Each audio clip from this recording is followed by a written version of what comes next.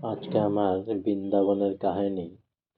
এ বনযাত্রার বিশেষ প্রচার হয় শ্রী নারায়ণ ভট্ট দ্বারা। চলার পথে ভগবদ্ভাবে বিমুগ্ধ হওয়া, প্রকৃতির নিকট হইতে ভগবানের ইশারা বুঝিয়া নেওয়া এই বনযাত্রার একটা বিশেষ উদ্দেশ্য। বনযাত্রা শ্রীকৃষ্ণের বাল্যলীলাকে আমাদের চোখের সামনে তুলিয়া ধরে। যিনি অসীম সীমার মধ্যে তার লীলাকে যে আমরা দেখিতে পাই, এটা মহাপ্রভুর অপার করুণা।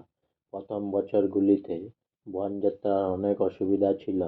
রাস্তায় চোর ডাকাতের উপদ্রব ছিল। কেউ কাহাকেও সহজে বিশ্বাস করিতে পারিত না।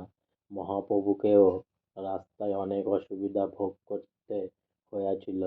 তবু যুগাবতার যুগের বাণীকে মুক্ত করিবার জন্য বাধক অপেক্ষা করিয়াছিলেন। একবার মহাপ্রভু যখন ভ্রমণ করিতেছিলেন, পথে কয়েকজন মুসলমান কর্মচারীর সহিত তাঁহাদের সাক্ষাৎ হয়।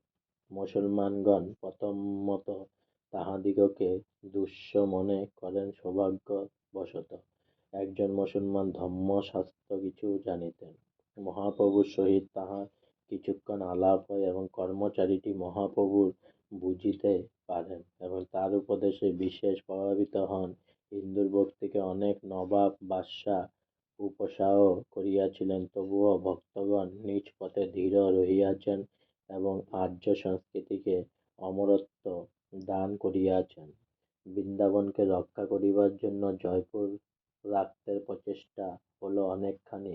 বনযাত্রার যাহাতে কোনো বিঘ্ন না ঘটে, সেজন্য জয়পুর রাজ্য উপযুক্ত প্রহরী ও রক্ষকের বন্দোবস্ত করিয়াছিল।